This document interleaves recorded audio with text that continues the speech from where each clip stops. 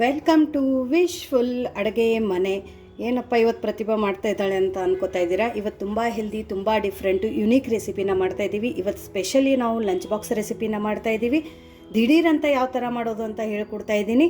So ನೋಡಿ, ಇಲ್ಲಿ ನಾನು ಮೆಂತ್ಯ ಸೊಪ್ಪನ್ನು ತೊಗೊಂಡಿದ್ದೀನಿ. ಮೆಂತ್ಯ ಸೊಪ್ಪನ್ನು ನೀಟಾಗಿ ಕ್ಲೀನ್ ಮಾಡಿ ತೊಗೋಬೇಕು. ಯಾಕಂದರೆ ಮೆಂತ್ಯ ಸೊಪ್ಪದ ಒಳಗಡೆ ನೋಡಿ ಈ ಥರ ಎಲೆಗಳಲ್ಲಿ ಇದರಲ್ಲಿ ಹುಳ ಇರುತ್ತೆ. ಸೊ ಹಾಗಾಗಿ ಇದು ತಿನ್ನೋದ್ರಿಂದ ನಿಮಗೆ ಹೊಟ್ಟೆ ನೋವು ಆಗೋದಾಗಲಿ ಅಥವಾ ಲೂಸ್ ಮೋಷನ್ ಆಗೋದಾಗಲಿ ಚಾನ್ಸಸ್ ಜಾಸ್ತಿ ಇರುತ್ತೆ. ಹಾಗಾಗಿ ಇದನ್ನು ನೀವು ಈ ಥರ ಕಟ್ ಮಾಡಿ ಒಂದು ಸ್ವಲ್ಪ ನಿಧಾನಕ್ಕೆ ನೋಡಿದರೆ ಇದ್ರ ಒಳಗಡೆ ಏನಿದು ಗೆರೆ ಇದೆಯಲ್ಲ, ಇದ್ರ ಒಳಗಡೆ ಹುಳ ಇರುತ್ತೆ. ಸೊ ಹಾಗಾಗಿ ಕೇರ್ಫುಲ್ಲಾಗಿ ಮೆಂತ್ಯ ಸೊಪ್ಪನ್ನು ಇವಾಗ ನೀಟಾಗಿ ಕ್ಲೀನ್ ಮಾಡಿ ತೊಗೊಳ್ಳಿ. ನೋಡಿ ಈ ಥರ ಇದೆ. ಸೊ ನಾನು ಈ ಥರ ಎಲ್ಲ ಮೆಂತ್ಯ ಸೊಪ್ಪದ ಒಳಗಡೆದು ಇನ್ನೊಂದು ಸರ್ತಿ ನಾನು ಕ್ಲೀನ್ ಮಾಡಿಕೊಂಡು ವಾಶ್ ಮಾಡಿಕೊಂಡು ಇದನ್ನು ಪಕ್ಕಕ್ಕೆ ಇಡ್ತೀನಿ.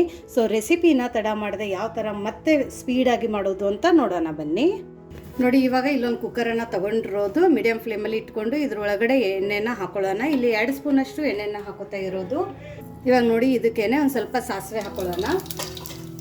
ಆಮೇಲೆ ಪಲಾವ್ ಎಲೆನ ಹಾಕೊಳ್ಳೋಣ. ಒಂದು ಸ್ವಲ್ಪ ಜೀರಿಗೆನ ಹಾಕೊಳ್ಳೋಣ. ಯಾಕಂದರೆ ತುಂಬ ಇನ್ಸ್ಟೆಂಟಾಗಿ ಇವತ್ತಿನ ನಾವು ಈ ರೆಸಿಪಿನ ಮಾಡೋಣ. ಯಾಕಂದರೆ ಬೆಳಗ್ಗೆ ಎದ್ರೆ ಯಾರಿಗೂ ಟೈಮ್ ಇರೋಂಗಿಲ್ಲ. ಹಾಗಾಗಿ ಇಲ್ಲಿ ನೋಡಿ, ಇಲ್ಲಿ ನಾನು ದಪ್ಪದ 1 ಈರುಳ್ಳಿನ ತೊಗೊಂಡಿದ್ದೀನಿ. ಈ ಥರ ಸ್ಲೈಸಲ್ಲಿ ಕಟ್ ಮಾಡ್ಕೊಂಡಿರೋದು. ಯಾಕಂದರೆ ಏನಾಗುತ್ತೆ, ಈರುಳ್ಳಿ ಬೇಯೋಕ್ಕೆ ಮತ್ತು ಒಂದು ಸ್ವಲ್ಪ ಟೊಮೆಟೊ ಬೇಯೋಕ್ಕೆ ಟೈಮ್ ಜಾಸ್ತಿ ತೊಗೊಳುತ್ತೆ. ಹಾಗಾಗಿ ಪಟ ಅಂತ ರೆಸಿಪಿನ ಯಾವ ಥರ ಮಾಡೋದು ಅಂತ ಇವತ್ತು ನಾನು ತೋರಿಸ್ಕೊಡ್ತಾ ಇದ್ದೀನಿ. ಯಾಕಂದರೆ ಇವಾಗ ಟೈಮು ತುಂಬ ಕಡಿಮೆ ಸಿಗುತ್ತೆ ನಮಗೆ ಲಂಚ್ ಬಾಕ್ಸ್ಗಳೆಲ್ಲ ಮಾಡಬೇಕು ಅಂದರೆ. ಅದನ್ನು ಮಕ್ಕಳು ಬೆಳಗ್ಗೆ ಹೋದರೆ ಇನ್ನು 4 ಗಂಟೆಗೆ ಬರ್ತಾರೆ. ಹಾಗಾಗಿ ಅವರಿಗೆ ನಾವು ಕಂಪ್ಲೀಟಾಗಿ ಬ್ರೇಕ್ಫಾಸ್ಟು ಲಂಚು 2 ಪ್ಯಾಕ್ ಮಾಡಬೇಕಾಗುತ್ತೆ. ಅದ್ರ ಜೊತೆ ಸ್ನ್ಯಾಕ್ಸು ಕೂಡ ಪ್ಯಾಕ್ ಮಾಡಬೇಕಾಗುತ್ತೆ. ಸೊ ಹೆಲ್ದಿ ರೆಸಿಪೀಸ್ಗಳನ್ನು ಇನ್ಸ್ಟೆಂಟಾಗಿ ನಾವು ಯಾವ ಥರ ಮಾಡೋದು ಮತ್ತು ಮಕ್ಕಳು ಯಾವ ಥರ ಇಷ್ಟಪಡ್ತಾರೆ ಅಂತಲೂ ನೋಡ್ಕೊಂಡು ನಾವು ಇಲ್ಲಿ ರೆಸಿಪಿನ ಮಾಡ್ಕೋಬೋದು. ಸೊ ನೋಡಿ, ಇವಾಗ ಇಲ್ಲಿ ಈರುಳ್ಳಿ ಹುರಿಯೋಕ್ಕೆ ಒಂದು ಸ್ವಲ್ಪ ಟೈಮ್ ತೊಗೊಳುತ್ತೆ. ಹಾಗಾಗಿ ನಾನು ಫಸ್ಟ್ ಏನು ಮಾಡ್ತಾಯಿದ್ದೀನಿ ಅಂದರೆ, ಈ ಥರ ಒಗ್ಗರಣೆನ ಹಾಕ್ಕೊಂಡ್ಬಿಟ್ರೆ ಎಲ್ಲ ಬೇಯೋ ತನಕ ನೆಕ್ಸ್ಟ್ ಪ್ರೊಸೆಸನ್ನು ನಾವು ಮಾಡ್ಕೋಬೋದು. ಇಲ್ಲಿ ಈರುಳ್ಳಿ ಇವಾಗ ಕೆಂಪಾಗಿದೆ. ಇವಾಗ ಇದ್ರ ಒಳಗಡೆ ಸಣ್ಣದಾಗಿ ಕಟ್ ಮಾಡ್ಕೊಂಡಿರೋಂಥ 3 ಟೊಮೆಟೊನ ಹಾಕೋತಾ ಇದ್ದೀನಿ. ಇವಾಗ ಟೊಮೆಟೊ ಬೇಗ ಬೇಯಬೇಕು ಅಂತೇಳಿ ಅದ್ರ ಒಳಗಡೆ ನಾವು ಉಪ್ಪನ್ನು ಹಾಕೊಳ್ಳೋಣ. ಇವಾಗ ಫ್ಲೇಮನ್ನು ಮೀಡಿಯಮ್ ಫ್ಲೇಮಲ್ಲಿ ಇಟ್ಕೊಳ್ಳೋಣ. ಟೊಮೆಟೊ ತುಂಬ ಸಾಫ್ಟಾಗಿ ಒಂದು ಸ್ವಲ್ಪ ಮ್ಯಾಶ್ ಆಗೋ ತನಕನೂ ನಾವು ಇಲ್ಲಿ ಬೇಯಿಸ್ಕೋಬೇಕು. ಸೊ ಹಾಗಾಗಿ ಇದು ಟೈಮ್ ತಗೊಳುತ್ತಲ್ವಾ. ಹಾಗಾಗಿ ಫಸ್ಟ್ ಇಲ್ಲಿ ನಾವು ಒಗ್ಗರಣೆನ ಹಾಕ್ಕೊಂಡು ನೆಕ್ಸ್ಟ್ ಇವಾಗ ಇದನ್ನು ಬೇಯಿಸ್ತಾನೆ ನಾವು ನೆಕ್ಸ್ಟ್ ಏನು ಮಾಡ್ಕೊಳ್ಳೋದು ಅಂತ ನೋಡೋಣ ಬನ್ನಿ.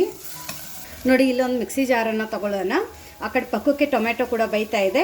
ಇಲ್ಲಿ ನಾನು ನಾಟಿ ಬೆಳ್ಳುಳ್ಳಿನ ತೊಗೊಂಡಿರೋದು. ಬೆಳ್ಳುಳ್ಳಿ ಜಸ್ಟ್ ಕೈಯಲ್ಲಿ ಒಂದು ಸ್ವಲ್ಪ ತಿಕ್ಬಿಟ್ಟು ಕ್ಲೀನ್ ಮಾಡ್ಕೊಂಡಿರೋದು. ಪೂರ್ತಿ ಸಿಪ್ಪೆನ ನಾನು ತೆಗೆದಿಲ್ಲ, ಯಾಕಂದರೆ ಇದು ನಾಟಿ ಬೆಳ್ಳುಳ್ಳಿ ಇದೆ ಅಂತ.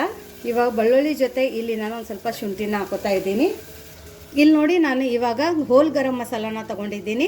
ಒಗ್ಗರಣೆಯಲ್ಲಿ ಹಾಕಿದರೆ ಮಕ್ಕಳು ಎಲ್ಲ ತೆಗೆದುಬಿಟ್ಟು ತಿಂತಾರೆ. ಹಾಗಾಗಿ ಅದ್ರ ಫ್ಲೇವರ್ಗಿಂತನೂ ನಾವು ಈ ಥರ ಮಿಕ್ಸಿಯಲ್ಲಿ ಹಾಕಿ ಮಾಡಿದರೆ ಇದ್ರ ಫ್ಲೇವರ್ ಎನ್ಹಾನ್ಸ್ ಆಗುತ್ತೆ.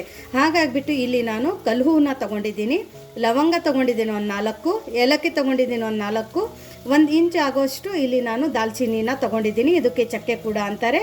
ಆಮೇಲೆ 5 ರಿಂದ 6 ಕರಿಮೆಣಸು ಕೂಡ ತೊಗೊಂಡಿದ್ದೀನಿ. ಇದೆಲ್ಲನೂ ನಾವು ಇವಾಗ ಮಿಕ್ಸಿ ಜಾರ್ ಒಳಗಡೆ ಹಾಕ್ಕೊಳ್ಳೋಣ. ಇದಕ್ಕೆ ಇನ್ನೂ ಒಂದು ಯುನೀಕ್ ಟಚ್ಚು ಮತ್ತು ಸೌತ್ ಇಂಡಿಯನ್ ಫ್ಲೇವರ್ ಕೊಡೋಕ್ಕೋಸ್ಕರ ಇಲ್ಲಿ ನಾನು ಸೋಂಪನ್ನು ತೊಗೊಂಡಿದ್ದೀನಿ. ತಿನ್ನೋ ಸೋಂಪು, ಇದಕ್ಕೆ ನಾವು ಬಡಿ ಸೊಪ್ಪು ಕೂಡ ಅಂತೀವಿ. ಇದು ಹಸಿದೇ ಇದೆ, ಹುರಿದಿಲ್ಲ. ಇದೊಂದು ಅರ್ಧ ಸ್ಪೂನಷ್ಟಿದೆ, ಇದನ್ನು ಕೂಡ ಹಾಕ್ಕೊಳ್ಳೋಣ. ಇವಾಗ ನೋಡಿ, ಇಲ್ಲಿ ನೀಟಾಗಿ ಕ್ಲೀನ್ ಮಾಡಿ ತೊಳೆದ್ಬಿಟ್ಟು ನಾವು ಒಂದು ಹಿಡಿ ಆಗೋಷ್ಟು ಕೊತ್ತಂಬರಿ ಸೊಪ್ಪನ್ನು ತೊಗೊಂಡಿದ್ದೀನಿ. ಇವಾಗ ಇದಕ್ಕೇ ಒಂದು 4 ಹಸಿಮೆಣಸಿನ್ಕಾಯಿನ ಹಾಕ್ಕೊಳ್ಳೋಣ. ಒಂದು ಅರ್ಧ ಸ್ಪೂನಷ್ಟು ಧನಿಯಾ ಪೌಡರನ್ನು ಹಾಕ್ಕೊಳ್ಳೋಣ.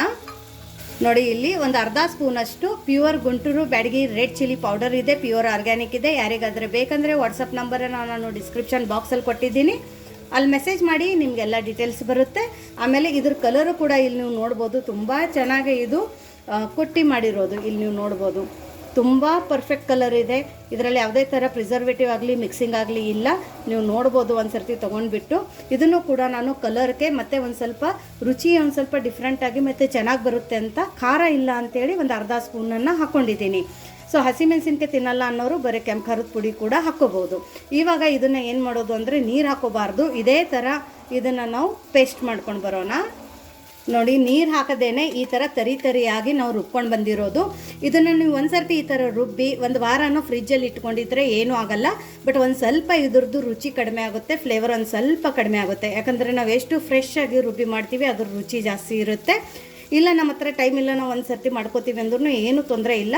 ಬಟ್ ಒಂದು ವಾರ ನೀವು ಈ ಥರ ರುಬ್ಕೊಂಡು ಪೇಸ್ಟನ್ನು ಮಾಡ್ಕೊಂಡು ಇಟ್ಕೋಬೋದು.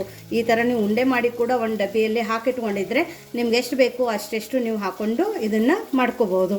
ಸೊ ನೋಡಿದ್ರಲ್ಲ, ಈ ಥರನೂ ಒಂದು ಈಸಿ ಟಿಪ್ಸನ್ನು ನಾನು ನಿಮ್ಗೆ ಹೇಳಿದ್ದೀನಿ. ಈ ಥರ ಮಸಾಲೆ ಮಾಡಿ ಇಟ್ಬಿಟ್ರೆ ನೀವು ಯಾವುದೇ ರೈಸ್ ಐಟಮ್ಸ್ ಆಗಿರ್ಬೋದು ಅಥವಾ ಪರಾಟ ಒಳಗಡೆನೂ ಕೂಡ ಇದು ಒಂದು ಸ್ವಲ್ಪ ಹಾಕಿದರೆ ಇದು ಒಂದು ಟೇಸ್ಟ್ ಮೇಕರ್ ಆಗಿ ಕೆಲಸ ಮಾಡುತ್ತೆ. ಸೊ ಪಕ್ಕದಲ್ಲಿ ನಮ್ಮದು ಈರುಳ್ಳಿ ಕೂಡ ಹುರಿತಾ ಇದೆ, ಅದು ಏನಾಗಿದೆ ಅಂತ ನೋಡೋಣ. ನೋಡಿ, ನಾನು ಮೀಡಿಯಮ್ ಫ್ಲೇಮಲ್ಲಿ ಇಟ್ಕೊಂಡು ನಾವು ಮಸಾಲೆ ರುಬ್ಬೋ ತನಕ ಮಧ್ಯ ಮಧ್ಯದಲ್ಲಿ ನಾನು ಈ ಥರ ಇದನ್ನು ಹುರ್ಕೋತಾ ಇದ್ದೆ. ಇದು ಎಷ್ಟು ಚೆನ್ನಾಗಿ ಹುರಿದಿದೆ ಅಂತ ಇಲ್ಲಿ ನೀವು ನೋಡ್ಬೋದು. ತುಂಬ ಚೆನ್ನಾಗಿದೆ, ಮ್ಯಾಶ್ ಆಗಿದೆ, ಚೆನ್ನಾಗಿ ಮಿಕ್ಸ್ ಆಗಿದೆ. ಇವಾಗ ಇದ್ರ ಒಳಗಡೆ ನಾವು ಮಾಡ್ಕೊಂಡು ಇಟ್ಕೊಂಡಿದ್ವಲ್ಲ ಇವಾಗ ಮಸಾಲೆ, ಫ್ರೆಶ್ ಮಸಾಲೆ, ಅದನ್ನು ಹಾಕೊಳ್ಳೋಣ. ಇಲ್ಲಿ ನಾನು 2 ಸ್ಪೂನಷ್ಟು ಹಾಕೋತಾ ಇದ್ದೀನಿ. ಮಿಕ್ಕಿರೋದನ್ನ ನಾನು ಫ್ರಿಜ್ಜಿಗೆ ಎತ್ತಿಟ್ಕೋತಾ ಇದ್ದೀನಿ. ಇದನ್ನು ಇವಾಗ ಮಿಕ್ಸ್ ಮಾಡ್ಕೊಳ್ಳೋಣ. ಫ್ಲೇಮನ್ನು ಮಾತ್ರ ಇವಾಗ ಲೋ ಫ್ಲೇಮಲ್ಲಿನೇ ಇಟ್ಕೊಳ್ಳಿ, ಇಲ್ಲಾಂದರೆ ಮಸಾಲೆ ಸಿಗಿದೋಗುತ್ತೆ. ನೋಡಿ, ಒಂದು ಸರ್ತಿ ಈ ಥರ ಮಿಕ್ಸ್ ಆದ ನಂತರ ಇವಾಗ ನಾವು ಇದ್ರ ಒಳಗಡೆ ಫ್ರೆಶ್ ಬಟಾಣಿನ ಹಾಕೋತಾ ಇದ್ದೀನಿ. ಇದೊಂದು ಅರ್ಧ ಕಪ್ಪದಷ್ಟಿದೆ, ನೀವು ಇದನ್ನು ಹೆಚ್ಚು ಕಡಿಮೆ ಹಾಕೋಬೋದು. ಇವಾಗ ಇದಕ್ಕೇನೆ ನಾವೊಂದು ಅರ್ಧ ಕಟ್ ಆಗೋಷ್ಟು ಮೆಂತ್ಯ ಸೊಪ್ಪನ್ನು ಹಾಕೋತಾ ಇದ್ದೀನಿ. ಮೆಂತ್ಯ ಸೊಪ್ಪನ್ನು ನೀಟಾಗಿ ತೊಳೆದ್ಬಿಟ್ಟು ಆಮೇಲೆ ಜಾಸ್ತಿ ಏನು ಸಣ್ಣದಾಗಿ ನಾವು ಕಟ್ ಮಾಡ್ಕೋಬೇಕಂತೇನಿಲ್ಲ, ಸ್ವಲ್ಪ ದಪ್ಪನೇ ನೀವು ಇಲ್ಲಿ ಮೆಂತ್ಯ ಸೊಪ್ಪನ್ನು ಕಟ್ ಮಾಡ್ಕೋಬೋದು. ಯಾಕಂದರೆ ಈ ಥರ ಇವಾಗ ನಾವು ಮಸಾಲೆಯಲ್ಲಿ ಹುರ್ಕೋಬೇಕಾದ್ರೆ ಅದು ಎನಿಹೌ ಸಾಫ್ಟ್ ಆಗುತ್ತೆ. ಇದು ಚೆನ್ನಾಗಿ ಇವಾಗ ಮಿಕ್ಸ್ ಆಗಿದೆ. 1 ನಿಮಿಷ ಅಷ್ಟೇ ನಾನು ಇದನ್ನು ಲೋ ಫ್ಲೇಮಲ್ಲಿ ಹುರ್ಕೊಂಡಿರೋದು. ಇವಾಗ ನಾವು ಫ್ಲೇಮು ಲೋ ಫ್ಲೇಮಲ್ಲಿನೇ ಇಟ್ಕೊಂಡು ನೆಕ್ಸ್ಟ್ ಇದಕ್ಕೆ ಸ್ವಲ್ಪ ಅರಿಶಿಣದ ಪುಡಿನ ಹಾಕೊಳ್ಳೋಣ. ಯಾಕಂದರೆ ನಾವು ಅರಿಶಿಣದ ಪುಡಿನ ಹಾಕ್ಕೊಂಡಿಲ್ಲ. ಸ್ವಲ್ಪ ಉಪ್ಪನ್ನು ಹಾಕೊಳ್ಳೋಣ. ಉಪ್ಪನ್ನು ನೋಡಿಬಿಟ್ಟು ಹಾಕೊಳ್ಳಿ, ಯಾಕಂದರೆ ಟೊಮೆಟೊ ಹುರಿಬೇಕಾದ್ರೆ ಬೇರೆ ನಾವು ಉಪ್ಪು ಹಾಕ್ಕೊಂಡಿದ್ವಿ. ಇದು ಒಂದು ಸರ್ತಿ ಮಿಕ್ಸ್ ಮಾಡ್ಕೊಳ್ಳೋಣ. ಇದು ಮಿಕ್ಸ್ ಆದ ನಂತರ ಇವಾಗ ಇದಕ್ಕೆ ಕುದೀತಾ ಇರೋ ನೀರನ್ನು ನಾನು ಇಲ್ಲಿ ಹಾಕೋತಾ ಇದ್ದೀನಿ. ನೀರು ಮಾತ್ರ ಕುದಿಯೋ ನೀರನ್ನೇ ಹಾಕೋಬೇಕು. ಯಾಕಂದರೆ ನಮ್ಮದು ರೆಸಿಪಿ ಇಲ್ಲಾಂದರೆ ಚೆನ್ನಾಗಿ ಬರೋಂಗಿಲ್ಲ, ಉದುರಾಗಿ ಬರೋಂಗಿಲ್ಲ. ಯಾಕಂದರೆ ನಾವು ಡೈರೆಕ್ಟಾಗಿ ಕುಕ್ಕರಲ್ಲಿ ಬೇರೆ ಮಾಡ್ತಾ ಇದ್ದೀವಿ. ಇಲ್ಲಿ ನೀವು ನೋಡ್ತಾ ಇರ್ಬೋದು, ಕಲರ್ ನೋಡಿನೇ ಟೆಂಪ್ಟ್ ಆಗ್ತಿರ್ಬೋದು, ಅಷ್ಟು ಒಳ್ಳೆ ಘಮ ಬರ್ತಾ ಇದೆ ಇಲ್ಲಿ. ಸೊ ನೋಡಿ, ಇದನ್ನು ನೀಟಾಗಿ ಮಿಕ್ಸ್ ಮಾಡ್ಕೊಂಡಿರೋದು. ಅಕ್ಕಿ ನೀವು ಎಷ್ಟು ತೊಗೋತೀರಾ ಆ ಮೆಜರ್ಮೆಂಟಲ್ಲಿ ಇಲ್ಲಿ ನೀರನ್ನು ನೀವು ಹಾಕ್ಕೋಬೇಕು. ಇಲ್ಲಿ ನಾನು 1 ಕಪ್ಪು ಅಕ್ಕಿಗೆ 2 ಕಪ್ಪದಷ್ಟು ಇಲ್ಲಿ ನಾನು ನೀರನ್ನು ಹಾಕ್ಕೊಂಡಿದ್ದೀನಿ. ಸೊ ಒಂದೊಂದು ಅಕ್ಕಿ ಜಾಸ್ತಿ ನೀರು ತಗೊಳುತ್ತೆ, ಒಂದೊಂದು ಕಡಿಮೆ ತಗೊಳುತ್ತೆ. ಅದ್ರ ಮೇಲೆ ಇಲ್ಲಿ ನಾವು ನೀರನ್ನು ಹಾಕ್ಕೋಬೇಕು. ಇವಾಗ ಏನು ಮಾಡೋಣ ಅಂದರೆ ಇದನ್ನು 1 ನಿಮಿಷ ಕುದಿ ಬರೋಕ್ಕೆ ಬಿಡೋಣ. ನೋಡಿ, ಇದು ಈ ಥರ ಕುದಿ ಬರಬೇಕಾದ್ರೆ ಒಂದು ಸರ್ತಿ ಕೈ ಆಡಿಸ್ಬಿಟ್ಟು ಫ್ಲೇಮನ್ನು ಮೀಡಿಯಮ್ ಫ್ಲೇಮಲ್ಲಿ ಇಟ್ಕೊಳ್ಳೋಣ. ಇದೇ ಟೈಮಲ್ಲಿ ಇದಕ್ಕೆ ಉಪ್ಪು ಖಾರ ನಿಮ್ಗೆ ಬೇಕಂದರೆ ನೀವು ನೋಡಿಬಿಟ್ಟು ಚೆಕ್ ಮಾಡಿ ಹಾಕೋಬಹುದು. ನೆಕ್ಸ್ಟ್ ಇದು ಮೀಡಿಯಮ್ ಫ್ಲೇಮಲ್ಲಿನೇ ಇಟ್ಕೊಂಡ್ಬಿಟ್ಟು ಈ ಥರ ಕುದಿ ಬರಬೇಕಾದ್ರೆ ಇಲ್ಲಿ ನಾನು ಬಾಸುಮತಿ ರೈಸನ್ನು ತೊಳೆದ್ಬಿಟ್ಟು ಹಾಕೋತಾ ಇದ್ದೀನಿ. ನೀವು ನಾರ್ಮಲ್ ರೈಸಲ್ಲಿನೂ ಕೂಡ ಮಾಡ್ಕೋಬಹುದು, ಅಥವಾ ಅರ್ಧ ಬಾಸುಮತಿ ಮತ್ತು ಅರ್ಧ ನಾರ್ಮಲ್ ನೀವು ಡೈಲಿ ಯೂಸ್ ಮಾಡ್ತೀರಲ್ಲ ಆ ರೈಸನ್ನು ಕೂಡ ಹಾಕೋಬೋದು. ನೋಡಿ, ನಾನೇನಿಲ್ಲ ಅಕ್ಕಿನ ನೆನೆಸಿಟ್ಕೊಂಡಿಲ್ಲ, ಡೈರೆಕ್ಟಾಗಿ ತೊಳೆದ್ಬಿಟ್ಟೆ ಹಾಕೋತಾ ಇದ್ದೀನಿ. ಯಾಕಂದರೆ ಒಂದೊಂದು ಸರ್ತಿ ಅಕ್ಕಿ ನೆನೆಸಿಟ್ಬಿಟ್ಟು ಮಾಡೋಕ್ಕೆ ನಮ್ಮ ಹತ್ರ ಅಷ್ಟು ಟೈಮ್ ಇರೋಂಗಿಲ್ಲ, ಗಡಿಬಿಡಿಯಲ್ಲಿ ಮಾಡ್ತಾ ಇರ್ತೀವಿ. ಸೊ ಈ ಥರನೂ ಮಾಡಿದ್ರೂ ನಮಗೆ ಅದೇ ಥರ ಬರುತ್ತೆ. ಸೊ ಇವಾಗ ಇದನ್ನು ಈ ಥರ ಕೈ ಆಡಿಸ್ಕೊಳ್ಳೋಣ. ಕೈ ಆಡಿಸಿ ಇದಕ್ಕೆ 1-2 ಕುದಿ ಬರಬೇಕು.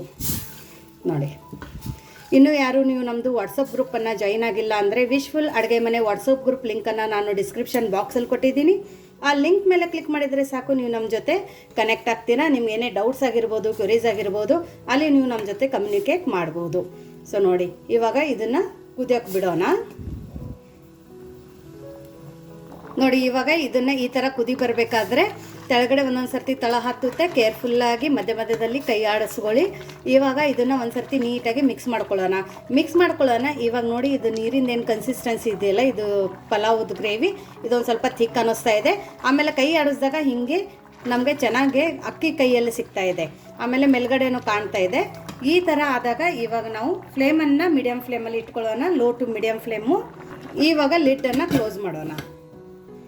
ಮೇಲ್ಗಡೆ 1 ವಿಸಲನ್ನು ಹಾಕಿಬಿಟ್ಟು ಇಲ್ಲಿ ನಾವು ಇದಕ್ಕೆ 1 ವಿಸಲನ್ನು ಲೋ ಟು ಮೀಡಿಯಮ್ ಫ್ಲೇಮಲ್ಲಿ ತೊಗೊಂಡು ಬರೋಣ. ಇದು ವಿಸಲ್ ಆಗೋ ತನಕ ನೆಕ್ಸ್ಟ್ ಏನು ಮಾಡೋದು ಅಂತ ನೋಡೋಣ. ನೋಡಿ, ಇಲ್ಲಿ ಒಂದು ಬೌಲನ್ನು ತೊಗೊಂಡಿರೋದು, ಇದ್ರ ಒಳಗಡೆ ನಾನು 1 ಕಪ್ದಷ್ಟು ಗಟ್ಟಿ ಮೊಸರನ್ನು ತೊಗೊಂಡಿರೋದು. ನೋಡಿ, ಈ ಥರ ಇಲ್ಲಿ ಒಂದು ಅರ್ಧ ಕಪ್ದಷ್ಟು ಅದೇ ಬಟ್ಲಲ್ಲಿ ನೀರನ್ನು ಹಾಕ್ಕೊಂಡಿದ್ದೀನಿ. ಇಲ್ಲಿ ಅದ್ರ ಜೊತೆ ಒಂದು ಸ್ವಲ್ಪ ನಾನು ಹಾಲನ್ನು ತೊಗೊಂಡಿದ್ದೀನಿ, ಯಾಕಂದರೆ ಮಧ್ಯಾಹ್ನ ಮೊಸರು ಹುಳಿ ಆಗುತ್ತೆ. ಸೊ ಮಕ್ಕಳಿಗೆ ತಿನ್ನೋಕ್ಕಾಗಂಗಿಲ್ಲ. ಸೊ ಮಧ್ಯಾಹ್ನ ಹುಳಿ ಆಗಬಾರ್ದಂದ್ರೆ ಅದರೊಳಗಡೆ ಒಂದು ಸ್ವಲ್ಪ ನೀರು ಮತ್ತು ಹಾಲನ್ನು ಹಾಕ್ಕೊಂಡಿದ್ರೆ ಅದರ ಜೊತೆ ಅದರೊಳಗಡೆ ಒಂದು ಸ್ವಲ್ಪ ಉಪ್ಪು ಕೂಡ ಹಾಕ್ಕೋಬೇಕು. ಸೊ ನೋಡಿ ಇಲ್ಲಿ ನಾನು ಒಂದು ಸ್ವಲ್ಪ ಉಪ್ಪನ್ನು ಹಾಕೋತಾ ಇದ್ದೀನಿ. ಹಾಕೊಂಡ್ಬಿಟ್ಟು ಇದನ್ನು ನೀಟಾಗಿ ಒಂದು ಸರ್ತಿ ಬೀಟ್ ಮಾಡ್ಕೊಳ್ಳೋಣ.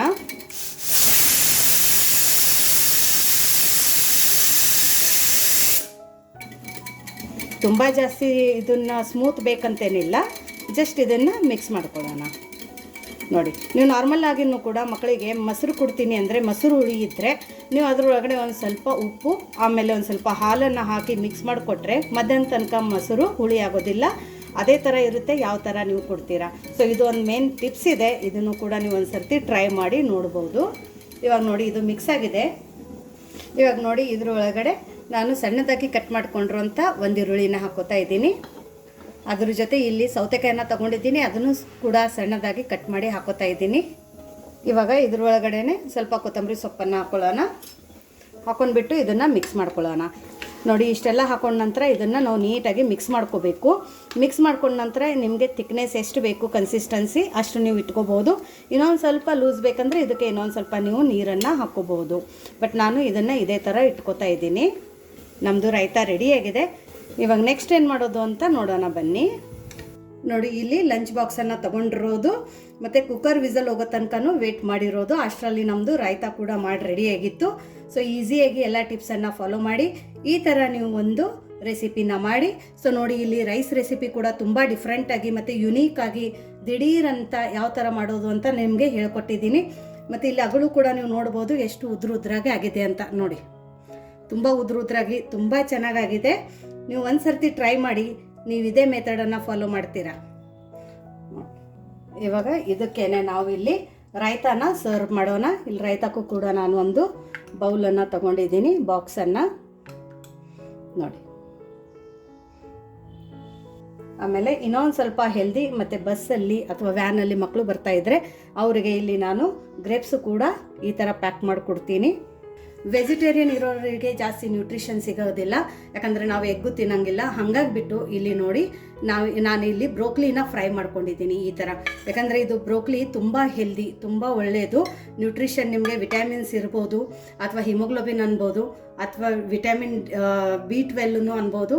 ಅದಕ್ಕೆಲ್ಲನೂ ಕೂಡ ಈ ಬ್ರೋಕ್ಲಿ ತುಂಬ ಇಂಪಾರ್ಟೆಂಟ್ ಇದೆ. ಆಮೇಲೆ ಮಕ್ಕಳಿಗಂತೂ ಇದು ತುಂಬಾ ಒಳ್ಳೆಯದು. ನೋಡಿ ಇಲ್ಲಿ ನಾನು ಬ್ರೋಕ್ಲಿ ಕೂಡ ಫ್ರೈ ಮಾಡ್ಕೊಂಡಿದ್ದೀನಿ. ಅದ್ರ ಜೊತೆ ಇಲ್ಲಿ ನಾನು ಚೆರಿ ಟೊಮೆಟೊ ಕೂಡ ಮಕ್ಕಳಿಗೆ ಈ ಥರ ಪ್ಯಾಕ್ ಮಾಡಿ ಕೊಡ್ತಾ ಇರ್ತೀನಿ. ನೋಡಿ ಇಲ್ಲಿ ನಮ್ಮದು ಈ ಥರ ಒಂದು ಹೆಲ್ದಿ ಲಂಚ್ ಬಾಕ್ಸ್ ರೆಸಿಪಿ ರೆಡಿಯಾಗಿದೆ. ತುಂಬಾ ಹೆಲ್ದಿ ಇದೆ, ತುಂಬ ನ್ಯೂಟ್ರಿಷಿಯಸ್ ಆಗಿದೆ, ದಿಢೀರಂತ ಮಾಡ್ಕೊಳ್ಳೋಂಥ ರೆಸಿಪಿ. ಎಲ್ಲಿ ಟಿಪ್ಸನ್ನು ಮಿಸ್ ಮಾಡದೆ ಈ ರೆಸಿಪಿನ ನೀವು ಒಂದು ಸರ್ತಿ ಟ್ರೈ ಮಾಡಿ. ನಿಮಗೆ ಹೇಗೆ ಅನ್ನಿಸ್ತು ಅಂತ ಕಮೆಂಟ್ ಮೂಲಕ ತಿಳಿಸಿ. ಮತ್ತೆ ಸಿಗೋಣ ನಾವು ಇದೇ ಥರ ಹೊಸ ಹೊಸ ರೆಸಿಪಿ ಜೊತೆ ವಿಶ್ಫುಲ್ ಅಡುಗೆ ಮನೆಯಲ್ಲಿ. Thank you.